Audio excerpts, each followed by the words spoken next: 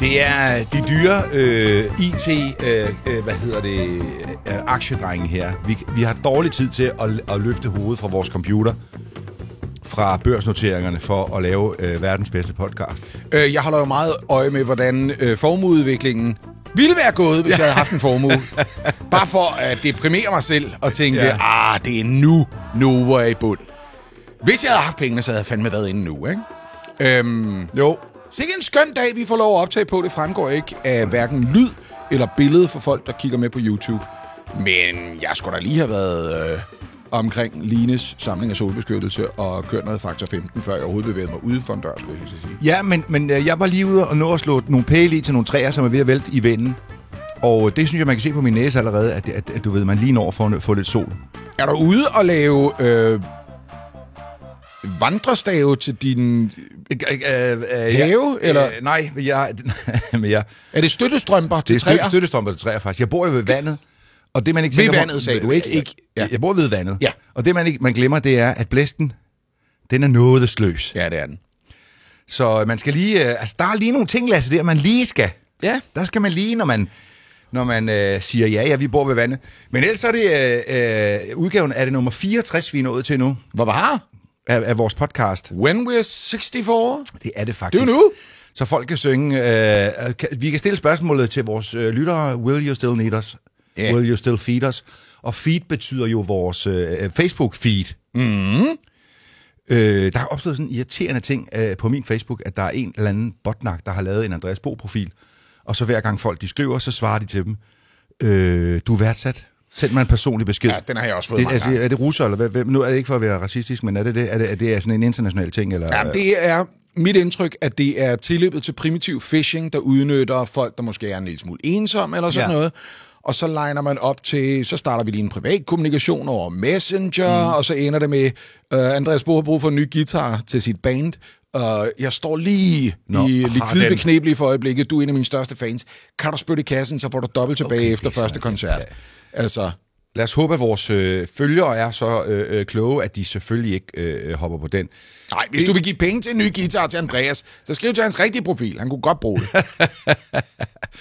Men ikke desto mindre, så tænker jeg må have fat i min IT-mand og få ham til at løse opgaven. Hvem er min IT-mand? Det er Jakob! Hej Jakob, vores der sidder producer, som laver alt det der. Endnu en opgave til Jakob. Og Jakob, han er ikke sløj i dag. Han har ikke længere the flu. Folk har set og hørt Jakob så lidt, men hørt også tale så meget om ham, at der må være nogen, der sidder og tænker, du er som en 14-årig dreng, der påstår, at din kæreste går på en helt anden skole. Jamen, det kan godt være. Jeg tænker, når vi laver vores første live-turné, at så er han gæst nummer 1 on the stage, så folk de kan få et ansigt på. Men pros live feed. Mm. Det er ikke nogen hemmelighed, at vi optager her i dag klokken... det, der skulle have været klokken 13. Jeg havde opfattet det som klokken 15, så jeg bliver hentet af Jakob i privaten. Skynder mig herned. Nu er klokken 14. Det er fuldstændig ligegyldigt for folk, det her. Men det betyder, at Lasse og jeg ikke har nået at koordinere så meget, som vi plejer at gøre, inden at programmet går i gang. Så derfor siger jeg noget nu til lytterne, som jeg skal have og seerne, som jeg skal have din velsignelse for. Ellers klipper vi det ud. Nej, så bliver du bare sur, og så har vi det med alligevel. Nå. Det handler vedrørende det faktum, at vi jo har flere lyttere har skrevet til os, om ikke de må komme med forslag til indhold, til emner. Det må det godt. Og så tænker jeg, hvad nu hvis vi i den her udgave siger, at vi optager igen på fredag? Det gør vi nemlig. Ja. Og på fredag mener du den 23. maj? Fredag den 23. maj, og der har jeg fat på tidspunktet, hvornår det er. Ja. Hvad nu hvis lytterne kommer med forslag til nogle emner, at vi kan tage op? Og så tager vi et par stykker af dem måske, og taler om. Og der vil jeg bare gerne lige sige, at vi er jo ikke en monopolet podcast. Vi er ikke en gode råd om naboer podcast. Nej, det er vi ikke. Så det er ikke sådan noget med, min nabos hæk er blevet for høj. Ja. Jeg kan ikke lide at sige det til ham, hvad gør jeg?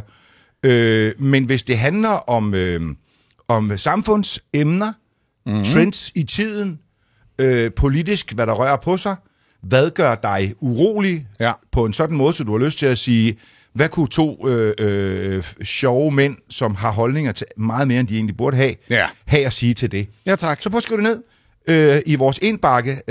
Det kan være på YouTube, det kan være på vores Facebook-side eller Instagram-side. Elefanten i rummet.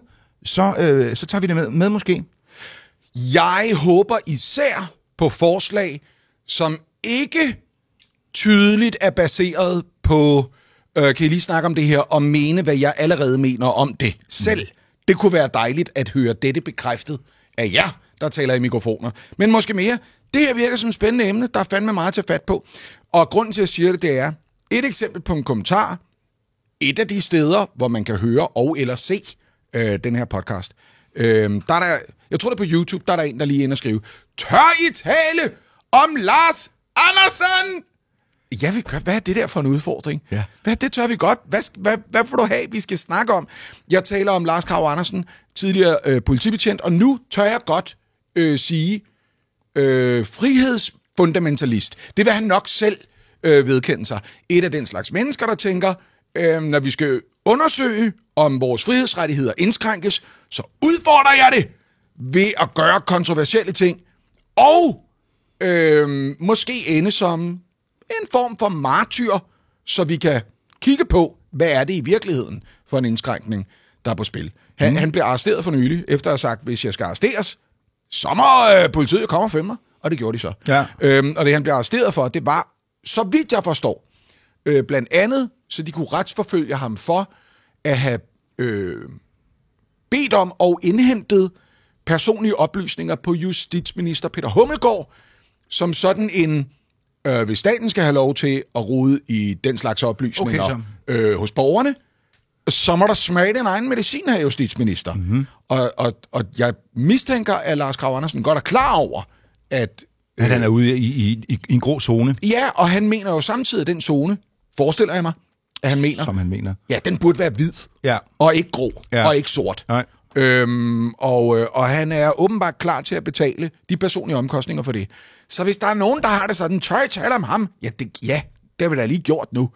Har I travlt med at mene noget om ham? Who knows? Det kan godt være. Der bliver spændende, og der får man så udløst, når den udkommer på lørdag, den næste podcast. Ja. Men denne her... Stay tuned. Stay tuned.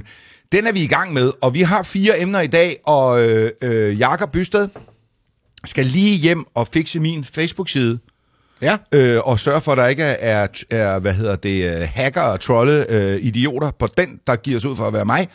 Og så når han har gjort det, så sætter han en breaker i gang, og så læser jeg emnekarusellen op.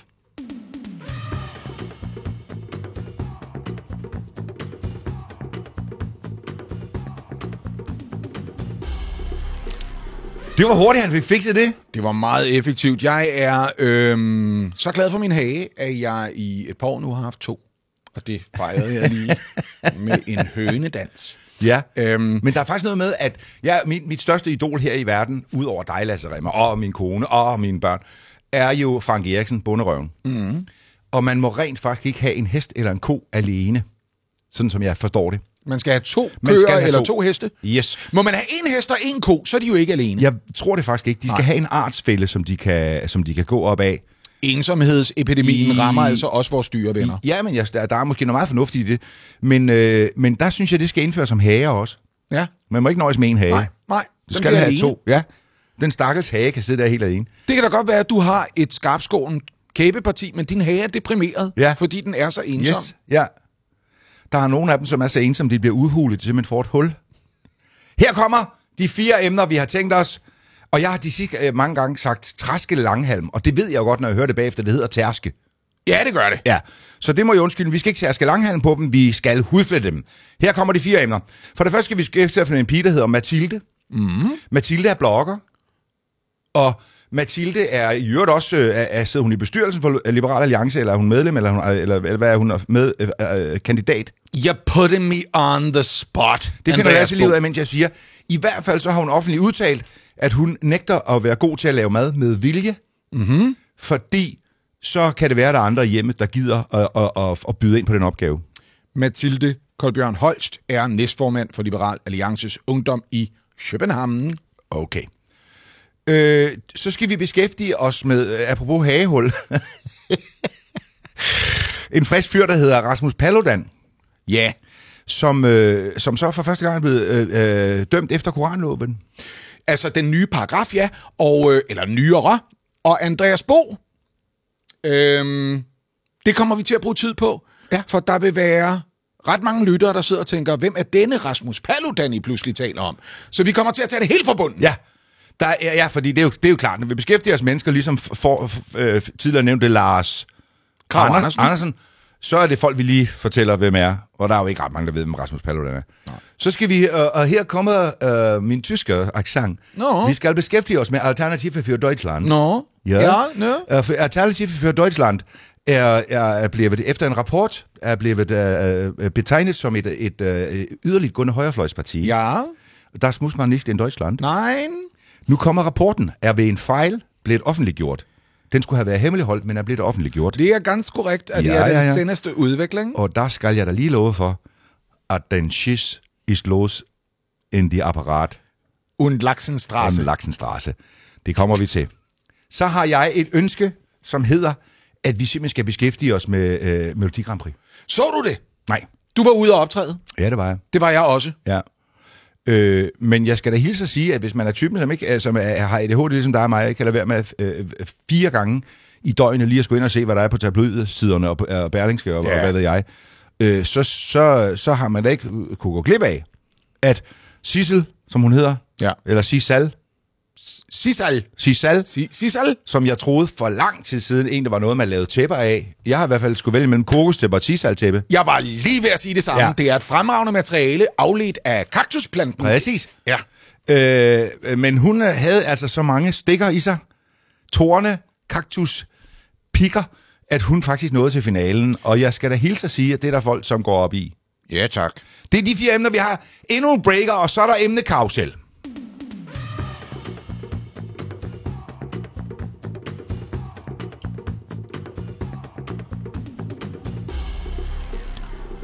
For folk, der kigger med på YouTube til podcasten Elefanten i rummet, er der her et smukt billede af en meget, meget smuk pige, som hedder Sissal, som ligger på knæ, og virkelig, man kan mærke, at hun føler den. Ja. Jeg har da set klip nok til at vide, hun synger nydeligt godt, fremragende, glimrende, flot, talentfuldt. Hvis vi endelig lige skal tage den kulørte del af det, ikke? Ja. Her er en pige, og nu kan jeg ikke lade være med at nævne det. Hun er virkelig, virkelig smuk. Mm-hmm. Så har hun det her moderne fænomen, at hun er, selvom hun er måske 2% plus size, så ser hun skide godt ud i en badedragt. Skal vi blive enige om det? Må jeg ikke sige sådan noget? Når du siger 2% og plus size, så kan man jo også anskue det sådan, at man kunne stille den ved siden af en kvinde med en væsentligt større krop og sige, at hun er jo minus size. Ja. Det er jo alt sammen et spørgsmål om perspektiv. Men jeg hylder det og elsker det, og hun er virkelig, virkelig en som jeg har sagt, smuk kvinde. Og nu er jeg jo også musiker, ved du. Ja, tak. Og har jo er pladekunstner, jeg har udgivet en plade. Eller det har du faktisk. Yes. Og jeg har hørt et klip i nyhederne fra det, der hed semifinalen, ikke? Ja. Hun synger meget, meget smukt og meget, rigtigt? meget sikkert. Og den der mølle, man skal igennem der, kan godt påvirke en både på stemmen og lysten til at optræde og så videre. Virkelig cool kvinde, hende her. Jeg har udviklet en mistanke gennem de sidste 15 år ved en kombination af skødesløs opmærksomhed på Melodi Grand Prix og X-Factor. Mm. Der er et eller andet ved fiskeolie, som gør, at man synger flottere. Det er en uforholdsmæssig høj procent af færinger, som viser sig at være mere talentfulde end en statistik burde antyde. Når man kigger på, hvor mange flere danskere vi er. Ja. Og så kommer færingerne bare hele tiden med sådan nogle, jeg har lige siddet i Torshavn. Jeg har lige siddet i Torshavn, klimpret lidt på en ukulele. Skal jeg lige imponere jer? Det tror jeg nok lige, du skal. Ja. Så jeg tror faktisk, at der skal noget mere omega-3 i frokostbuffeten på konservatoriet, rytmekons. Det ville højne kvaliteten, gennemsnit i X-Factor og alt muligt andet. Nå, det jeg vil sige med hende her, og det er mig, der har taget emne med, det vil jeg godt erkende. Det har du gjort. Har sådan set ikke noget med det at gøre. Det skal ikke være nogen hemmelighed, at jeg er... jeg stod af Melodi Grand Prix for mange år siden. Mm-hmm. Altså, stort set samtidig med, at Tommy Sebak var med sidste gang. Så jeg har ikke gået op i det. Det skal jeg hilse at sige, at der er mange andre. Det er blevet voldsomt farvestrålende. Ja. Det er blevet meget... altså, det er ikke nogen hemmelighed, der er sindssygt mange bøsser, som elsker det og så videre. Det er ligesom de elsker Kylie Minogue. Ja. Det er blevet et glimmershow, altså. Ja. En fest. Og jeg har Thomas Treves ord fra hans ekstrabladsanmeldelse for, det bliver noget lort. Kæft, noget lort, der er blevet, mand. Ja. Han synes, det hele var lort, undtagen én sang. Okay. Ja, det synes han. Jeg så det som sagt, de skal ikke blande mig i. Det, som jeg bare gerne vil prøve at bringe til torvs her, er alle de der artikler med, nu har vi ikke været med i 6 år, finale, tørke, og vi er ikke med, og det er et pres på Danmarks Radio.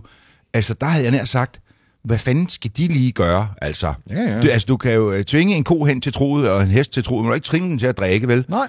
Du kan ikke sige, hvad er godt, og hvad fungerer med mindre, at du siger, okay, vi går med på festen, og siger, sol over Europa, eller hvad ved jeg, forsøger at komme det i møde. Er det meningen med kunsten? Er det meningen med et nationalt bidrag? Og det er ikke fordi, jeg siger, at vi ikke synes, det er sjovt, eller kan gå i retning af, lad os påvirke andre.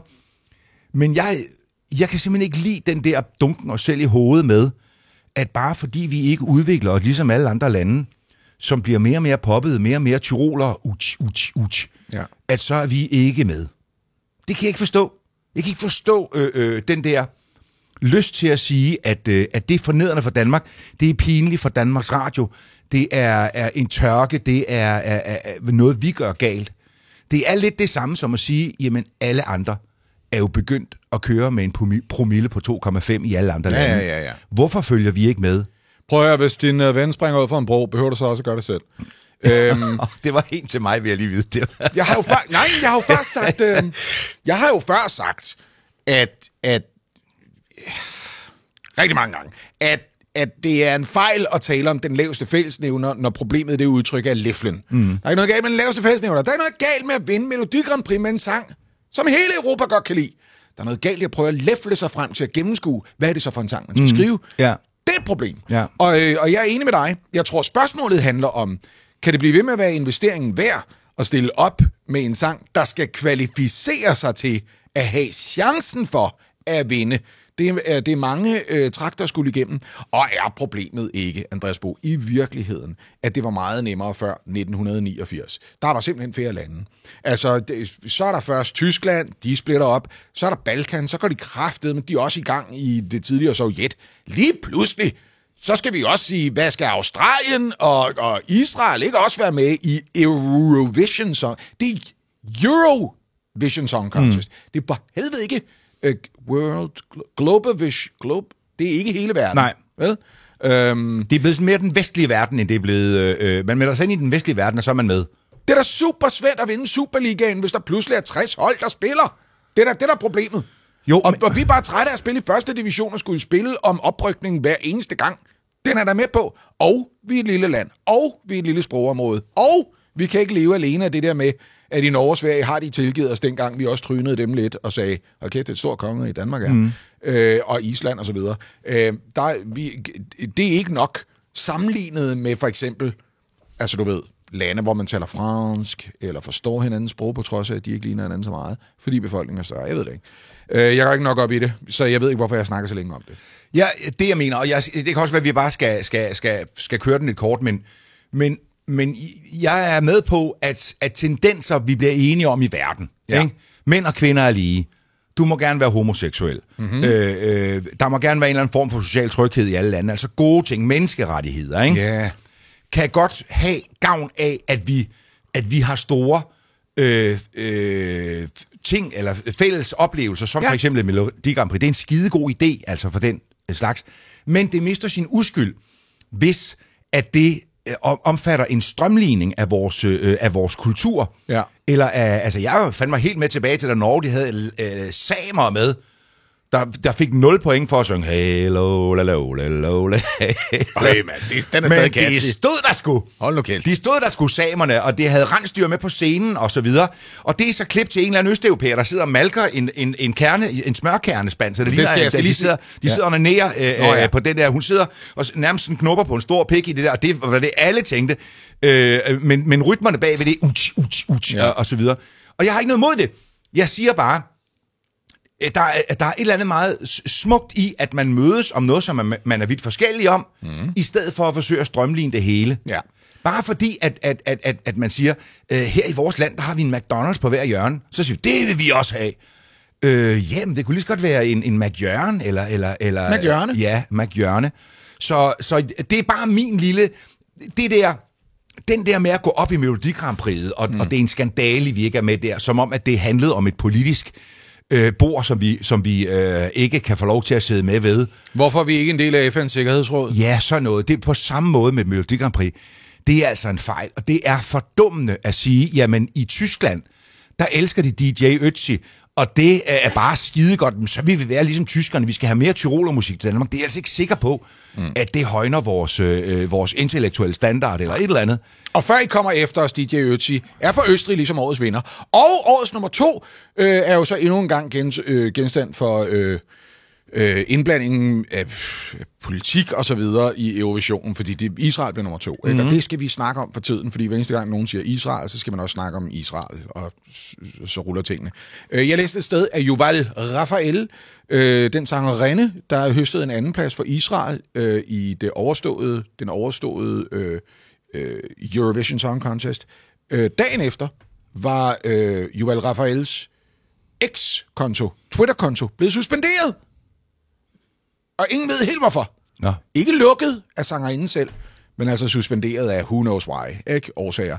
Nå, det vil jeg da også bare lige nævne, men det der er interessant, at Østrig, det er sådan lige i navlen på Europa, og så går de lige ind og tager den. Det er der, jeg siger, de har mange nabolande, ikke? De har mange nabolande. Ja. Og der vil jeg da bare lige sige, tillykke med det, Østrig. Og hvis Adolf ikke var glemt før nu, så er det tydeligt, det er nu. Ja. Den holder vi ikke imod jer længere. Vi har trasket det nok, og ikke tærsket det, men vi har tærsket det og trasket det, ja. Pointe nummer 2, før vi fortsætter hjemme. Der kommer en pointe nummer 2 omkring Melodi Grand Prix. Lasse Rimmer, i Elefant i rummet. Jeg kan fortælle dig, at slår man den talentfulde dansk-færøske sangerinde Sissal op på Wikipedia, så tager de hensyn til folk som dig og mig. Allerførste ord er, ikke at forveksle med Sissal tippematerialet. Okay, hvor er det godt. Hvilket tror jeg mere handler om ordet, end om sangerinden. Ja. Jeg tror ikke, der er mange, der møder hende og tænker, jeg kan simpelthen ikke finde ud af, om jeg bare skal lægge dig her foran min hoveddør, så jeg lige kan tørre fødder i dig, eller om jeg skal bede dig om at tage den her mikrofon og synge og fortrylle mine øregange. Det er der ikke nogen tvivl om. Nej. Så vi slutter den her, og jeg vil bare sige, at jeg har ikke nogen joke på den, men det har jeg her. Den kommer her. Den er improviseret. Jeg glæder mig. Elefanten i rummet udtaler, hvis man skal lade læfle for det europæiske evolutionskonkurrence, og dermed udhule dansk kultur og danske sangtraditioner, så sørg for, at hvis tæppet skal trækkes væk under den danske kultur, så sørg i det mindste for, at det er et Sissal-tæppe, for det er stærkt og holdbart, ligesom sangerinden Sissal er stærk og holdbar, og leveret en pragtfuld indsats. Hun var vidunderlig! Hun var fantastisk! Det var dig, Sofia. Det kunne ikke gøres bedre. Hørt! Det var noget lort.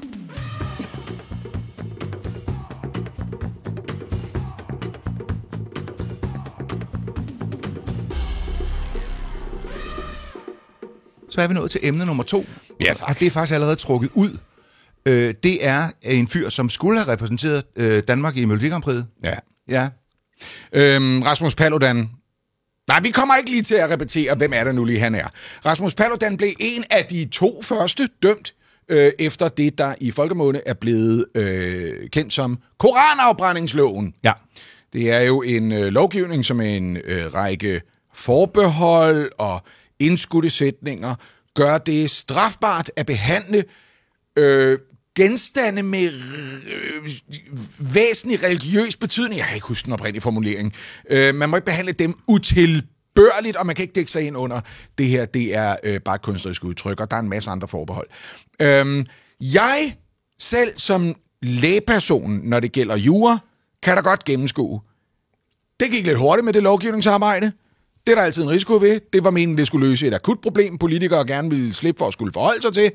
Hisser vi folk op, som gerne vil købe vores mejeriprodukter eller et eller andet, eller som vi er bange for, vil gøre det svært for os at fungere i en storpolitisk sammenhæng. Og det fører jo tit til sådan nogle lovtekster med utilsigtede konsekvenser.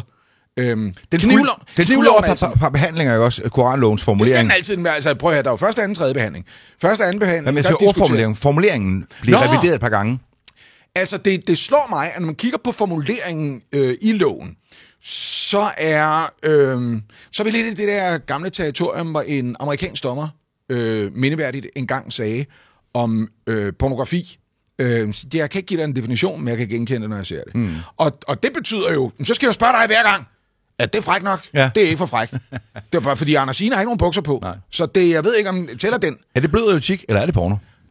Hele det her tilløb for at sige, at Rasmus Paludan og Dennis Korall Iversen er blevet idømt 10 dagsbøder af 1.000 kroner, i alt 10.000 kroner, for gerninger begået under Folkemødet 2024 af de to. Mm-hmm. Og nu går jeg direkte ind i en lussing, og bliver elefanten i rummet her.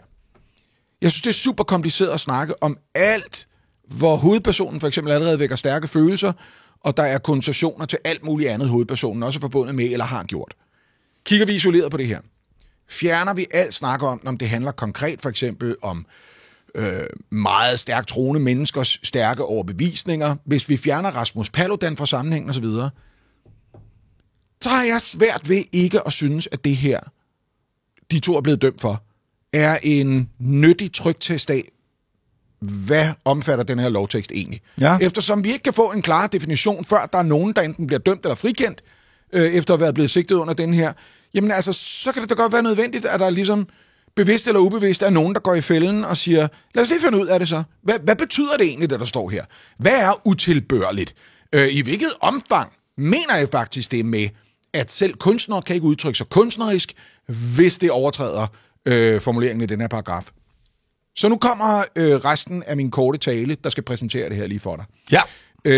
Det er tydeligt, det er Rasmus Paludan og hans ligesindede her, Dennis Korall Iversen, det må de have tænkt over. Fordi et par af de her forbehold påpeger Paludan selv, men det er tydeligt, der er tænkt over det ved Folkemødet 2024. For det første, jo meget omhyggeligt med at understrege hele tiden, det her, det er kunst, det er en happening, det er nærmest live overraskende teater. Mm. Så lad os se, om vi bliver dømt alligevel under henvisning til det, vi er ligeglade med, forestiller jeg mig, er ligesom den underliggende ting. Also, Rasmus Paludan selv begik vist ikke de her handlinger. Han behandlede ikke i det her tilfælde en engelsk oversættelse af Koranen utilbørligt. Og han tilskyndede ikke til den behandling. Han lagde for eksempel den engelske oversættelse af Koranen på en engangsgrill og sagde, lidt ligesom Marco Evaristi sagde til gæsterne i sin tid på Trapholt, det her det er bare nogle slørhaler i nogle blendere. Mm. Jeg blander mig ikke i, hvad man gør med blenderne og tænder og slukke dem. Det er ikke mig. Så var han sådan lidt, nu ligger den der, det i sig selv er ikke utilbørligt. Hvad kan der ske? Og i det omfang, nogen overhovedet tog tilløb til at gøre noget utilbørligt med teksten, så gjorde Paludan en pointe ud af at stå og sige, stop! Lad være med det! Det er jo ulovligt! Uden fysisk at forhindre, at der skete noget utilbørligt med genstanden.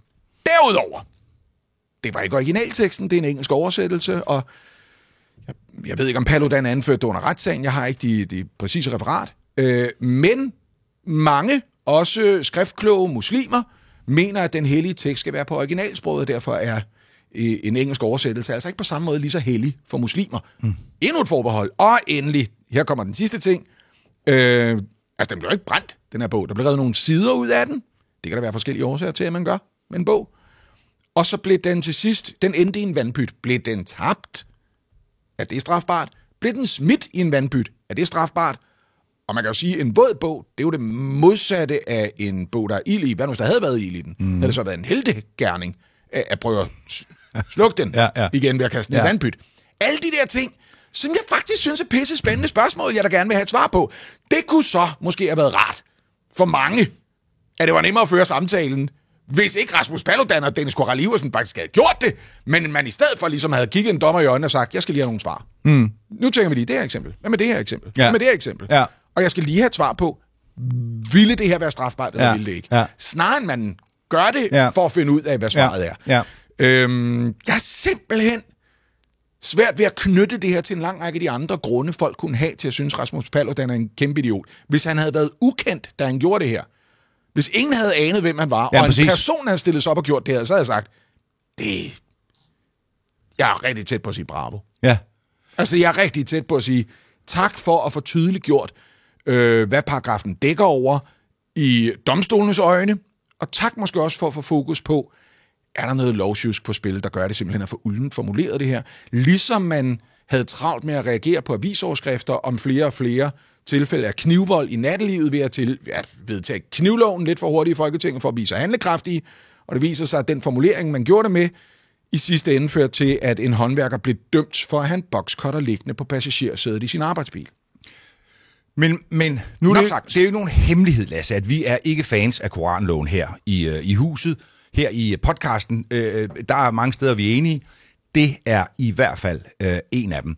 Men alle de der ting, det kunne være interessant, hvis man havde sat en person, som var blevet, som har haft en dårlig oplevelse med en religion, og lad os nu bare sige, det er jo for fanden islam i 9 og 10 tilfælde, hvor man møder kontroverser, eller altså, ligesom kristendom var i Danmark for gamle år, så hele der er en grund til, at vi ikke kalder det Torah-afbrændingsloven. Ja. Der er en grund til, at det var foran Karolineskolen, der stod vagter fra ordensmagten bevæbnet med automatiske våben, store, tunge rifler, og at børnene var hegnet inde, som tilbragte deres skoledag i en koncentrationslejr med pigtråd på toppen af hegnet. Jeg havde min gang i nærheden af Karolineskolens oprindelige beliggenhed, lidt nord for København, i nogle måneder for nogle år siden, og altså, jeg gjorde mig ekstra umage med at smile, når jeg parkerede i nærheden af ordensmagten, og ligesom understrege, det er don't worry, jeg er her i andet ærne. Det ser du ikke foran for eksempel skoler med, altså muslimske friskoler eller kristne friskoler. Var det ikke nødvendigt, Andreas? Men i hvert fald et emne, vi skal have senere, så er Rasmus Paludan, og hvad kaldte du den anden mand? Ham kender jeg ikke. Jeg kalder den anden mand for, det han hedder, Dennis Koral Iversen. Ja. De er jo det, som hedder aktivister på den her side. Altså, så kan du sige, det er højrefløjsaktivister. Det er i hvert fald anti-islam-aktivister, kan man godt kalde dem. Hvis det nu var en kvinde, som var blevet skældt ud af islam, altså havde gjort sig upopulær, nægtet at gå med tørklæder, hvad fanden man kan gøre sig upopulær med en eller anden religion, som havde taget til folkemødet og lavet det samme. Ja. Eller en politiker fra, lad os sige, Radikale Venstre eller SF, som havde stillet sig ned og gjort det her. Var de så blevet idømt 10 dagbøder af 1.000 kroner? Altså, det er jo det, der er vanskeligt at tage stilling til, fordi vi har jo tidligere talt om den dansk-iranske kunstner Firoozeh Bazrafkan, som jo selv har lavet happenings, hvor hun for eksempel havde et rivejern og en koran og flere andre ting. Som hun synes, at der var et kunstnerisk og sikkert også kunstnerisk politisk budskab i. Og en pointe i at understrege, min familie, vi kom til Danmark fra Iran, fordi dernede må man ikke gøre de her ting. Vi stak af for den form for undertrykkelse. Så hvad er hele pointen, hvis jeg ikke må det her? Ja. Hvad er så forskellen på det punkt mellem Danmark og et autoritært teokratisk styre som Iran? Men det kan altså sådan en helt anden diskussion, som er i øjeblikket, hvor mange jo siger, at man simpelthen underkender, hvor stærk religion er på, og her snakker vi igen islam, lad os se det i øjnene, på tværs af grænserne. Ja. Altså, at man glemmer, at det er en orden, man ligesom melder sig ind i. Altså, der er et meget stærkt sammenhold, og som kommer til at afspejle sig kulturelt, og så videre, og så videre, og så videre. Og nu jeg er jo meget imod koranloven, men så tyrer man jo altid til de to mennesker, som vi altid tyrer til, altså når det handler om jura. Når det handler om, hvad er sund og fornuft i forhold til ytringsfrihed, i forhold til lovgivning. Og det er Jacob Mashingama, tidligere formand for Justitia, og så er det hende, som er gift med ham fra Suspekt, som jeg ikke kan huske, hvad hedder, men som altid stiller sig op. Og, Nina Palisa Bonde. Yes, og sig det højt navnet igen. Nina Palisa Bonde. Yes, begavet kvinde, som vel har argumenteret hende og Jacob Mashingama. Det vil også sige til alle lytter derude, altså, hør på, når de to taler. Nina Bonde er gået så langt for det, at hun jo er gift og har familie sammen med Emil fra Suspekt. Bare for at understrege, det skal ikke koste ham noget af hans sangtester i Hanne-Vibeke Holsts ører. Det er kontroversielle. Så giver man sig for sagen, vil jeg sige. Det skal lige siges, at han er en flot fyr også. Er han det? Ja, han er sød. Jeg har mødt ham på gang. Nå, jeg kender bare navnet Suspekt, man siger. Det er altid, når man ser en plakat fra en hvilken som helst Skiven Festival i Danmark, så er det bare et spørgsmål at lede efter suspekt. Det står altid i de første 2 linjer. De leverer kraftigt med også noget. Jamen, det er folk, jeg skulle jeg sige. Altså, hold nu kæft en fest, der kommer gang i. Ja, jeg kender dem ikke så godt, men det er min tunge op i numsen på suspekt. Kan du høre det nu? Det var helt... Jeg er bare vild med folk, som holder hovedet koldt i de her sammenhænge, og siger, det nytter ikke noget, fordi der er masser af politikere, som har tudet den her kamp, Inger Støjberg og hvad hedder hun, Pia Kjærsgaard og så videre, som siger det her med knæfald og så videre. Og det skal de jo gøre som politikere. Men jeg siger bare lige igen, Jakob Mashingama og Lisa. Nej. Nina Palisa Bunde. Det var noget med Lisa. Nej, det er Palisa. Ja. Det kunne lige så godt... Jeg aner ikke, det kan da lige så godt udtales Palisa. Nej. Men hun er, lad os kalde hende Nina Polisa Bunde. Ja. For hun er vores politi i Police. Ja, det er jo så dommerfuldmægtig, ikke? Men du ved, ja. Jamen, hun er vores retfærdighedspoliti. Hun er vores fornuftspoliti. Fordi det skal ikke være nogen hemmelighed. Med al respekt for Inger Støjberg, Morten Messerschmidt, Mikkel Bjørn, Pia Kjærsgaard. Nogle gange taber de også hovedet i deres iver efter at bare være vrede over et eller andet, eller det skal bare være dansk, og nu skal vi alle sammen være kristne, og hvad er der galt med frikadeller, og flæskesteg skal ophøjes til nationalret. Og jeg ville være en hyggelig, hvis jeg ikke var tilgivende over for folk, der engang mellem taber hovedet, der er travlt med at sige, hvad foregår der over, mand? Men det skal man også kunne. Har du jokes? Lad os slutte den her. Jeg har en! Det er ikke en god joke. Som altid starter jeg med at sige, det er ikke en god joke, men... Denne dom har allerede skabt alvorlige og ret uforudsete konsekvenser for en bestemt faggruppe. Jeg har ellers altid min lommekoran med mig på arbejde, siger en bekymret Erhan Akagündüz, der i 17 år har arbejdet som erhvervsstykker. Kan vi skrive ind i loven, tilføjer han, at den kun gælder ferskvand og ikke saltvand? Det er sjovt.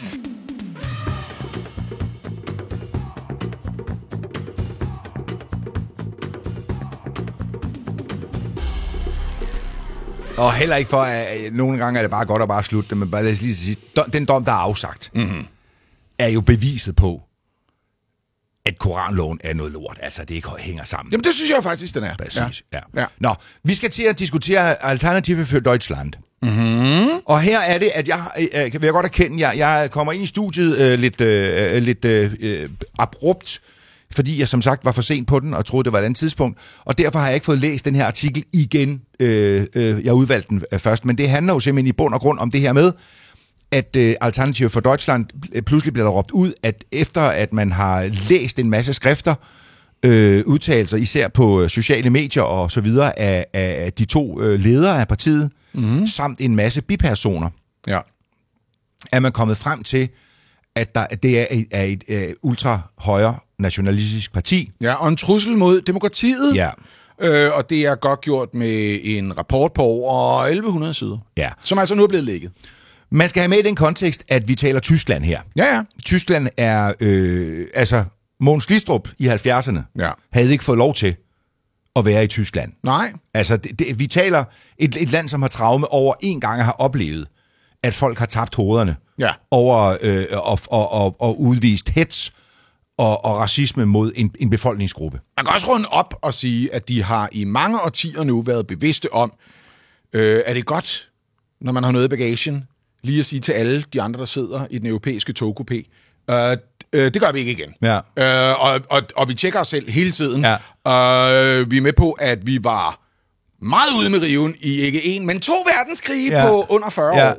Faktisk, jeg vil sige 30 år endda. 30 år. Det var som om, første gang der tabte vi, og så tænkte vi, rematch. Ja. Vi går lige i gang igen. Ikke? Efter rationaliseringen kan vi godt se, at vi har begået enkelte fejl.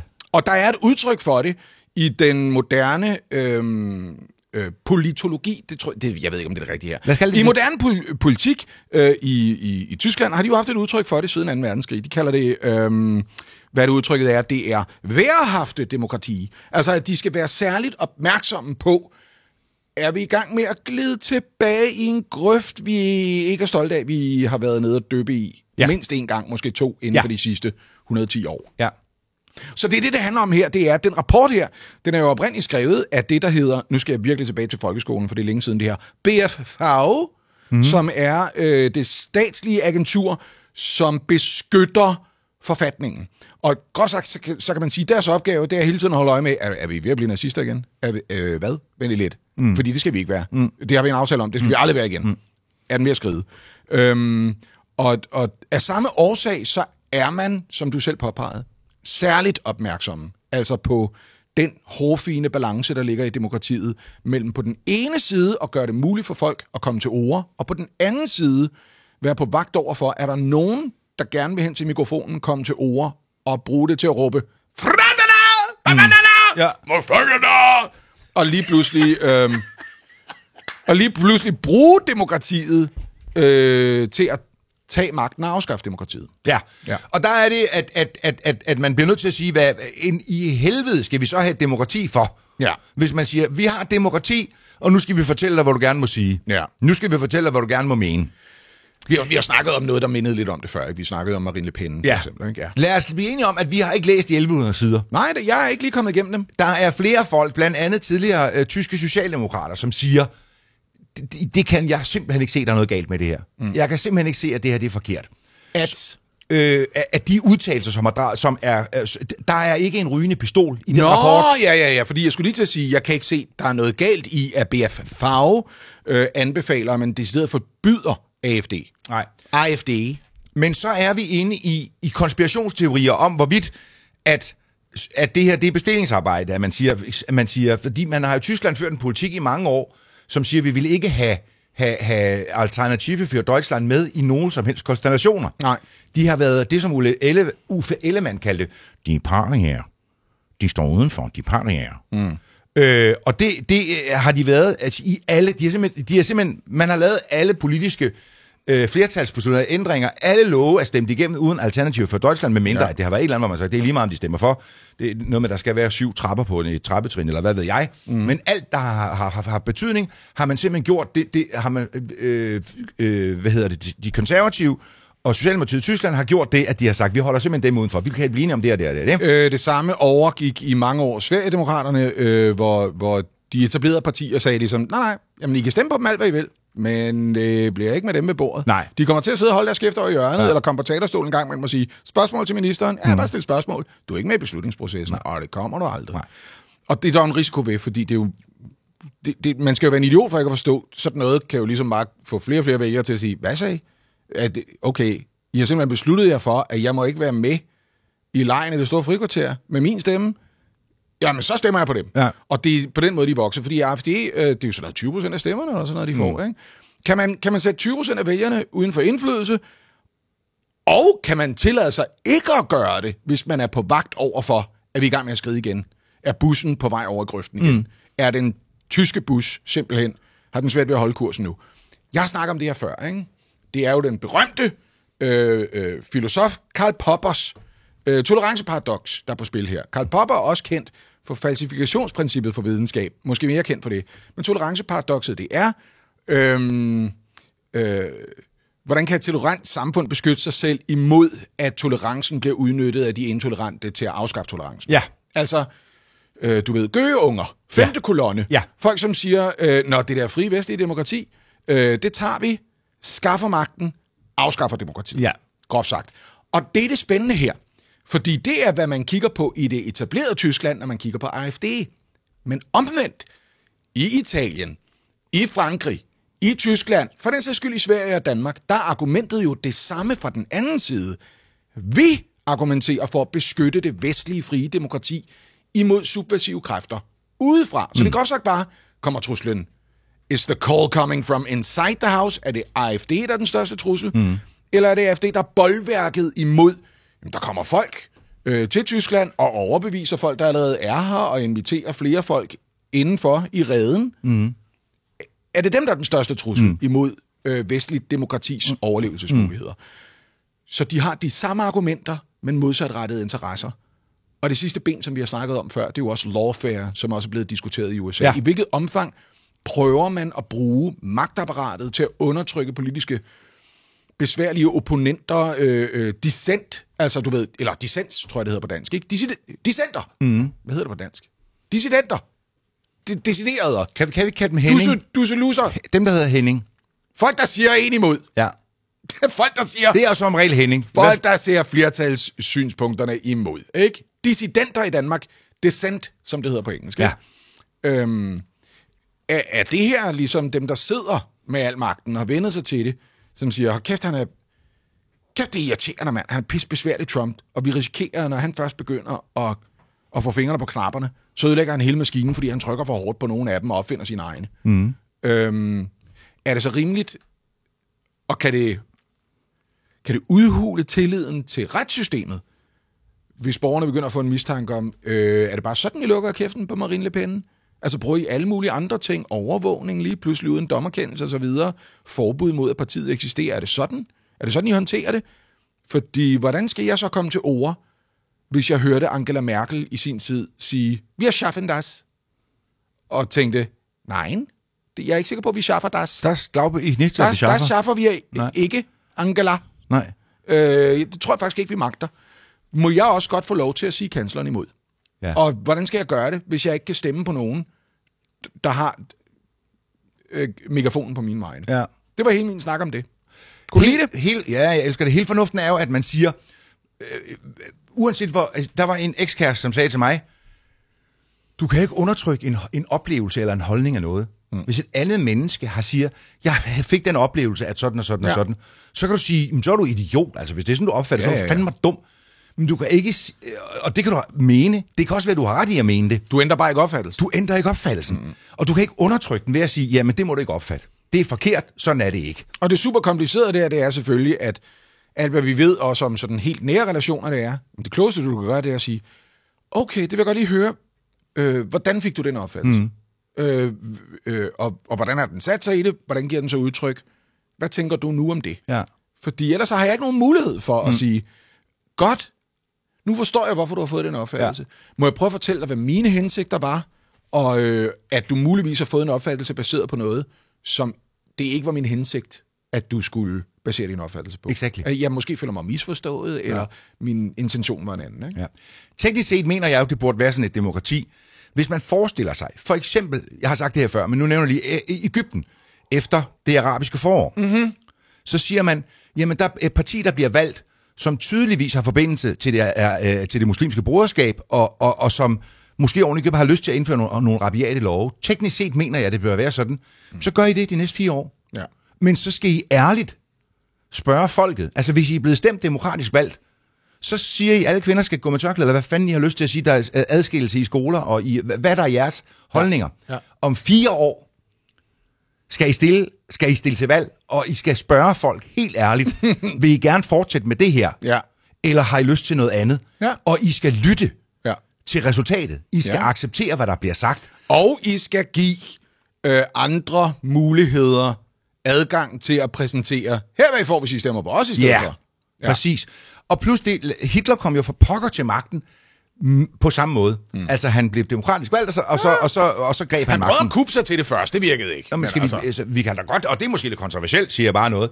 Her i podcasten er vi ikke så vilde med Hitler. Altså, der synes vi måske, han var en lidt loren person. Jeg synes, der er meget dårligt at sige om ham. I hvert fald, altså, de teorier, der er, om at Hitler ikke var rar og havde siddet lidt skævt på potten, dem tror jeg altså rigtigt. Det tror jeg simpelthen ikke er konspiration. Det er som den amerikanske komiker Louis C.K. livsklogt formulerede det på et tidspunkt.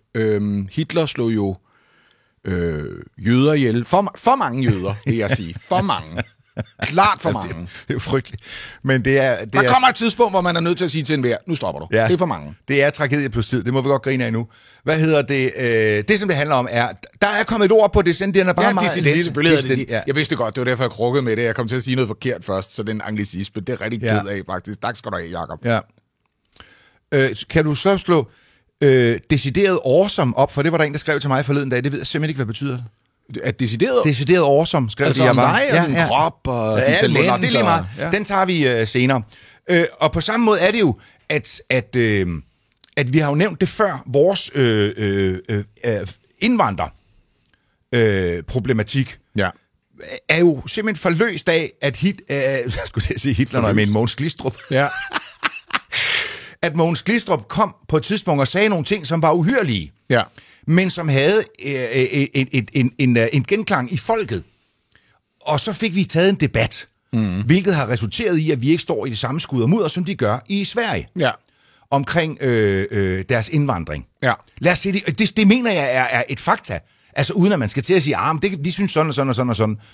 Og så kan du sige, at altså, Glistrup sagde jo nogle frygtelige ting. Altså også sådan noget, at de formerer sig som rotter, og alt sådan noget, som man tænker, kast dem ud i faldskærm. Ja, lad nu være med at sige sådan noget. Muhammedaner. Ja, men så tager vi de tæsk i ørerne, at han siger noget lort, og så får vi det debatteret, og så lander vi et eller andet humant. Og det altså, du siger, at vi starter med ekstrem position, så kan vi korrigere derfra. Det er jo det bodybuildernes svar på bulking and cutting. Jamen. Vi bulker til Mogens Glistrup, og så cutter vi til en sixpack.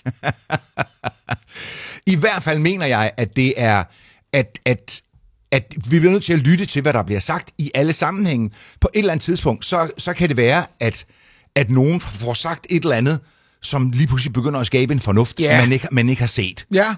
Og så kan det være, at de er ekstreme, og så synes jeg, at der skal være en overbygning, som hedder menneskerettigheder. Fordi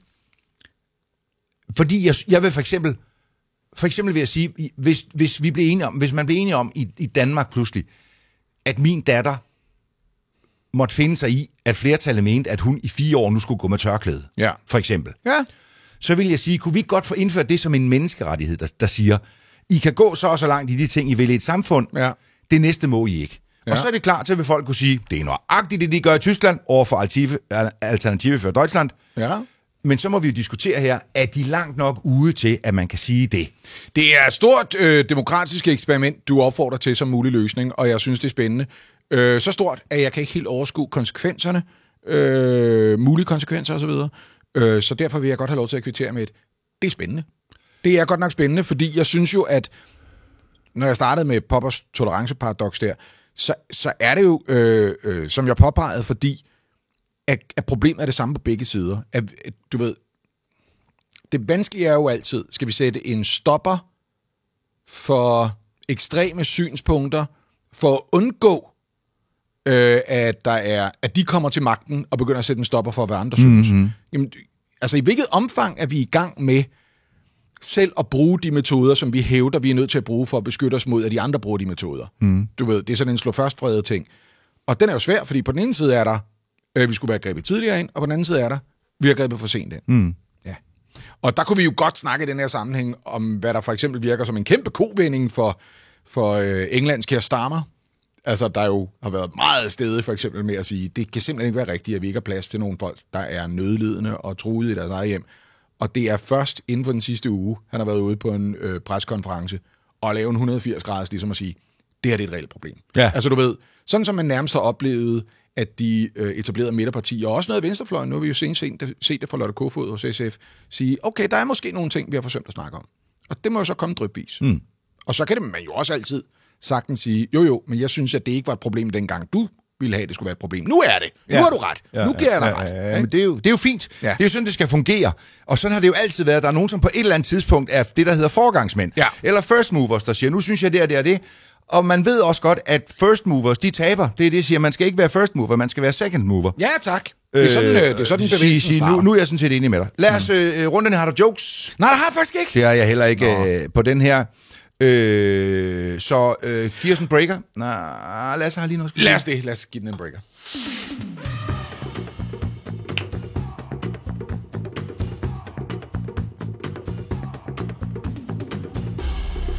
Skal vi for første gang satse på at holde os under en time, Lasse? Jeg tror, vi har chancen, fordi det er ikke en stor historie, og den ender jo desværre med at blive sådan, risikerer for nemt at fokusere på én person. I det her tilfælde altså næst for personen. Ja, for det er det. Come at me, hvis I ikke kan lide det ord. Næst for personen for Liberal Alliances Ungdom i København, som hedder Mathilde Kolbjørn Holst. Det er ikke den egenskab, hun har stillet sig op i God Aften live for ganske nyligt. Det er nogle dage siden. Og jeg kan ikke finde ud af, om det er polemisk, eller om det er ærligt ment, når hun siger, jeg har simpelthen begyndt med vilje at lave rigtig dårlig mad. Vi er virkelig dårlige til at lave hjemmelavet mad, og alt, hvad der hedder huslige opgaver. Jeg skal fortælle hvorfor. Fordi så kan de lære det. Så kan de smage deres egen medicin. Fordi det her mænd gjorde det lang tid. Det er weaponized incompetence.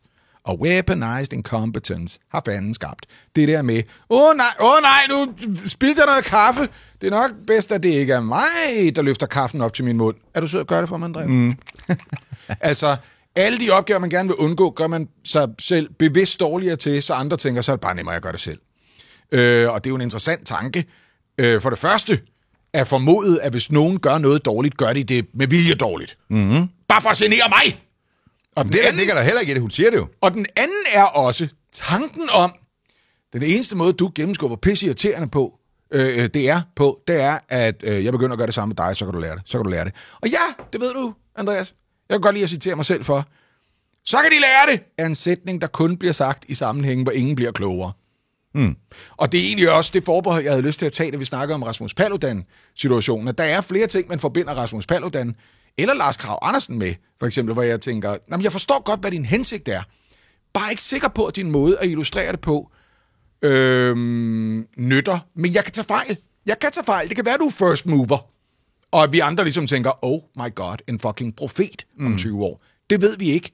Og det er i det mindste modigt af dig at betale de personlige omkostninger. Det gælder, synes jeg også, Mathilde Holst her, fordi det er modigt at stikke ansigtet ud. Jeg har jo som 53-årig mand med en del erfaring i livet, og en del erfaring på godt og ondt i kærlighed. Jeg har jo sådan en mistanke om, pas lige på med at formode de værst tænkelige motiver, især for det menneske, som du gerne vil prøve at elske livet igennem. Din partner. Pas på med at kigge på din kæreste og sige, grunden til, at hun gør det, det er 100% garanteret nok, at det er fucking, og nu er der krig. Det bliver jo ikke gladere af. Prøv at finde ud af det på en anden måde. Og den anden vej, for hendes vedkommende, ikke hende, Mathildes vedkommende, men for kvindens vedkommende i et heteroseksuelt forhold, pas lige på med at tænke, ja, han gør det 100% bare fordi. Jeg så en interessant påstand for nylig, og det er, at nogle af de konflikter, som par løber sur i, er, at de er lige overbevist om deres idé om, hvad det vil sige at være selvisk eller egoistisk. At for kvinders vedkommende kan der være en større tilbøjelighed til at tænke, det er egoistisk af dig ikke at tilbyde at gøre det, jeg har brug for. Og for mænds vedkommende kan der være en tilbøjelighed til at tænke, det er egoistisk af dig at forvente, at andre skal gøre, hvad du har brug for. Ja. Og derfor er det sådan, at det kan tænkes, det er sådan. Det er en påstand, det her jo. Kan tænkes, det er sådan, at mænd tænker, nej, det er egoistisk af mig at afvise at hjælpe dig med noget, du har brug for hjælp til. Vi snakker ikke om madlavning og husligt arbejde. Det bør jo fordeles ligeligt. Men hvis der er nogen, der står i en situation og tænker, fuck, jeg er overvældet af det her, så er jeg et røvhul, hvis jeg ikke tilbyder at hjælpe. Men jeg er ikke et røvhul, hvis jeg ikke forudsiger, at du har brug for hjælp. Eller hvis jeg ikke gennemskuer, at min hjælp vil være velkommen her. Og der synes jeg egentlig også, at man skal passe på ikke ligesom at fange for eksempel sin mandlige partner i sådan en catch-22, der hedder, du er sexistisk, hvis du tilbyder hjælp, jeg ikke har brug for det antyder, at jeg ikke kan finde ud af det selv. Men du er også et røvhul og sexistisk, hvis du ikke hjælper. Fordi så formoder du, at jeg bare gør det hele. Nu er jeg fanget. Nu er jeg på røven. Altså, men Lasse, vi og jeg er bare enormt skeptisk over for ideen om, at hvis din partner ikke gør det, du ønsker dig til din tilfredsstillelse, så er det noget, de gør bevidst for at genere dig. Det er jeg enormt skeptisk over for. Er vi ikke, om hun er ude og sige, at det er noget, hun har gjort med vilje? Jo. Fordi hun mener, at mænd gør det med vilje. Mænd. Ikke nogle mænd. Ikke hendes mand. Nå. Mænd gør det. Okay. Mænd laver sådan en ting med at smide lige en rød sok i den her kogevask, så jeg slipper for, at hun beder mig om at vaske hendes undertøj i fremtiden. Nej, vi gør ikke. Fuck nej, jeg skal jo fortælle dig, hvem der har ødelagt vist tøj hjemme hos os, ved ikke at sortere at vaske tøj i ordentligt. Det er fucking Line. Men til gengæld så vasker hun alt mit tøj, fordi hun kan godt lide at styre på vasketøjskurvene. Og det plejede at være en ting, hvor jeg havde det sådan, du skal fucking røre mit vasketøj, mand. Der er underbukser imellem. Altså, jeg plejede at have det sådan, jeg vasker mit eget fucking tøj, sådan kører vi det bare ikke i det her forhold. Men jeg havde modstand imod det. Also, jeg får nærmest ikke lov til at komme ud i køkkenet, fordi så kan hun ikke finde køkkenredskaberne bagefter, fordi så har jeg stillet dem tilbage der, hvor de stod, før hun flyttede ind, og så er de ikke det rigtige sted. Eller hvad nu hendes årsag er. Og det nyder jeg da. Men hvis hun kom en dag og sagde, det er weaponized incompetence, så vil jeg sige, den skal vi lige snakke om. Ja. Den skal vi lige snakke om. Er det fordi, du har gjort det længe nu, og føler, at det er for meget arbejde? Eller er det en udvikling, der kom, fordi du tænker, hvis det skal gøres på den måde, jeg gerne vil have, så gør jeg det. Og det slapper jeg faktisk mere af med, end at skulle gå og tænke, bliver han irriteret, hvis jeg rettesætter ham? Er du ikke selv, hvad man gør det på den måde? Nå, jeg håber på, at han finder ud af det selv. Nej, fuck it, så lad mig gøre det selv. Fordi sådan kan jeg da selv have det. Der er det sådan lidt i stedet for at sige, sådan der synes jeg ikke, man... Tænk et eksempel, lad os bare sige det. Sådan der synes jeg ikke, at man optimalt pakker en opvaskemaskine. Og det er et helt tænkt eksempel. Det er et helt tænkt eksempel. Intet med virkeligheden at gøre. Så skal jeg også spørge mig selv, er det vigtigt nok for mig til, at jeg går ind og siger, når du stiller alle gaflerne i det samme rum, i øvrigt med gaffelhuden nedad, så bliver gaflerne mindre rene og filtreret sammen, når der står i øvrigt i alle vejledninger for alle opvaskemaskineproducenter, at det er ikke den optimale måde at fylde bestikholderen på. Men det gør jeg ikke. Det gør jeg i en podcast i stedet for, og ikke til min kæreste, for det er et tænkt eksempel. Men bare, du ved, ud i verden i det hele taget. Og her er en ting, jeg helt sikkert ikke gør. Stiller mig ikke op i fucking God Aften Live og siger, det er som om, at den anden halvdel af de personlige relationer, som kvinder som jeg indgår i, at alle mændene, de begynder at grave nogle skyttegrave. Det er sådan, jeg ser det. De graver nogle skyttegrave, mens han tænker, jeg har bare hørt, der kommer et regnskyld, og så vil det være meget rart, hvis der lige er et sted, vandet kan løbe væk. Men så nu begynder jeg at grave min skyttegrav. Du gør det værre. Gør det værre. Så bliver det interessant, fordi jeg troede faktisk, at hun sagde, det vil jeg godt erkende, det gør jeg. Det faktum, at det der ligger bag er, det er for at sige til hendes mand, at så kan han lære det, når mænd gør det generelt med at lægge en rød sok i. Ja, men udsagnet fra indslaget, det er, mænd har længe gjort sig uduelige i et køkken, og så er det blevet sådan, at kvinder har stået for det huslige arbejde. Det er et problem, for den skævvridning i hjemmet afspejler sig i en skævvridning på arbejdsmarkedet. Men så vil jeg gerne sige noget helt om det. Ja. Hvad fuck er det for, mænd har længe gjort sig uduelige i køkkenet? Hvad er det for noget? Det er den der gruppementalitet, som ligger i utrolig mange... Det skal du også passe på med, ikke? Ja. Kvindelige influencers virke. Du ved, hvad hedder hun hende der, som blev... som sagde, at hendes barn havde grædt til et politisk møde, og så var der en eller anden, som Julie Elsbeth, det er en af mine kærestes meget nære veninder. Jamen, det gør ikke for det. Nej, du ved, med dem, som har lavet det opslag, og Christine Sander og de Full der... disclosure. Ja, men det er slet ikke det, fordi nu, jeg elsker, at det her det er blevet til Lasse på tynd line, fordi det handler også om mig. Det vil sige med, det var... Også fordi Julie Elsbeths barn græd ikke, men pludrede. Okay, kan du mærke, at jeg investerede i den sag der? Ja, det er heller ikke for det.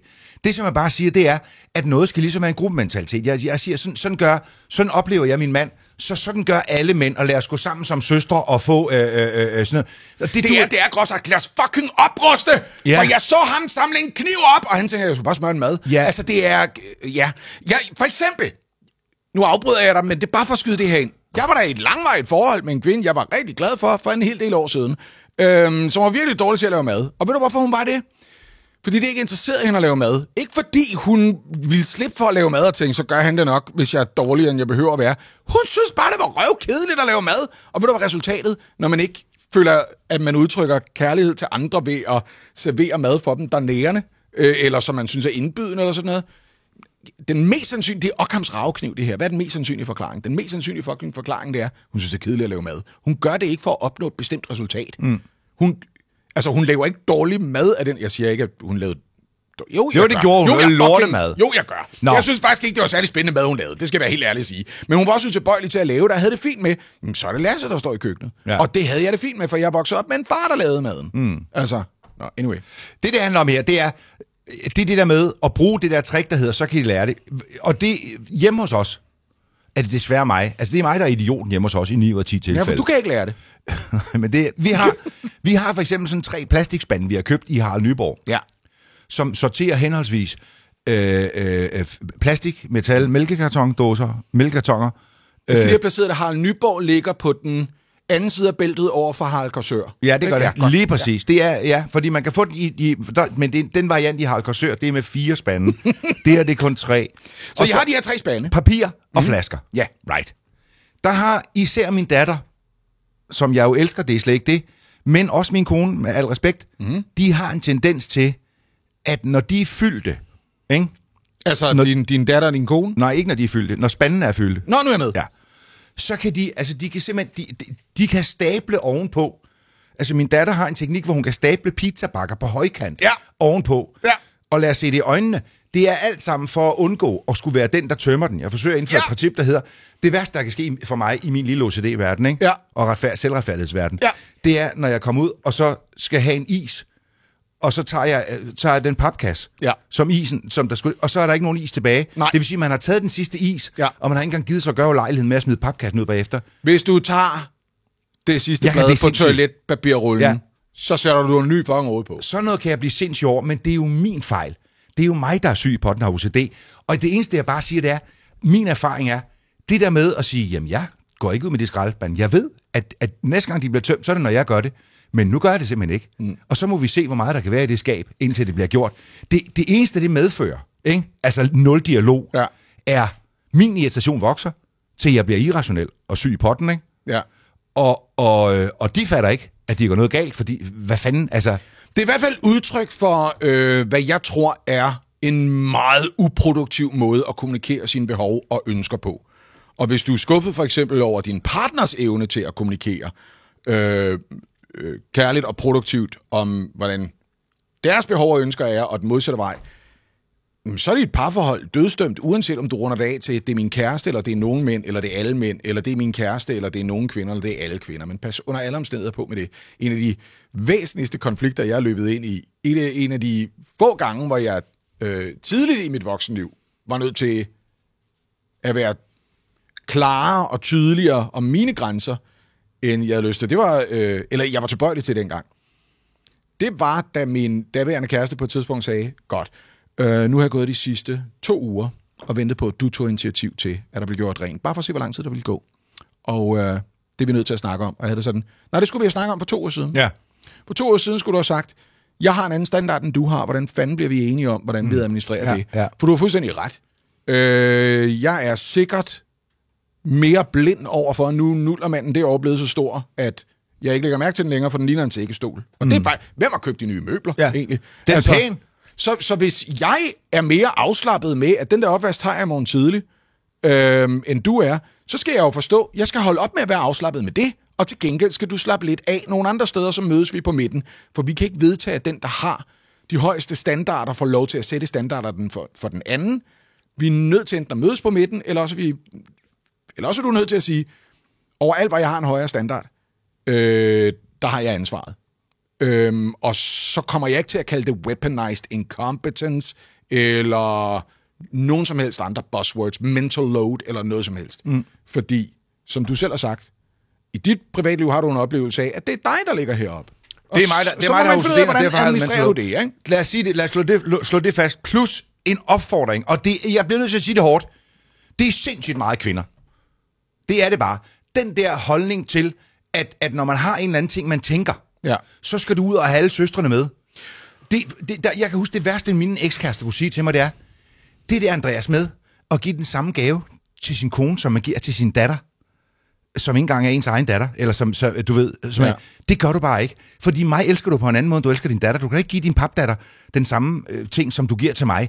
Og ved du hvad? Og så siger du, nå, det vidste jeg ikke. Og så kommer argumentet, og jeg har talt med alle mine veninder. De holder med mig. Og den kommer ikke over startlinjen hos mig, det der argument. Du ved, hvor man tænker, jamen hvorfor skal du ud i en gruppe, der i alle ægteskaber, alle parforhold, er der issues, men du skal sgu da ikke ud og have din gruppe med. Hvis de er enige med dig, så kan de bruge det i deres eget forhold. Eller du kan blive kæreste med en af dem. Ja. 2, de er dine veninder.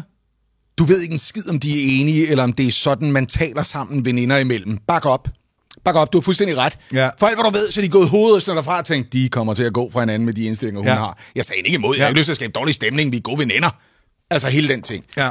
Jeg køber ikke hele den der ting, men jeg har opbakning blandt folk, der er tilbøjelige til at være enige med mig. Ja, du har. Jeg har været tilbage og spørge alle, som ikke siger mig imod, og de sagde mig ikke imod. Nej. Altså har jeg ret. Ja. Og det er, jeg så i øvrigt, altså du ved, det her er en interessant ting, som man også oplever inden for terapeuter, der tager sig af parforhold, parterapi og den slags, ikke? At de siger, du skal lige passe på med, og det gælder begge parter i en relation, og ikke bare kærester imellem.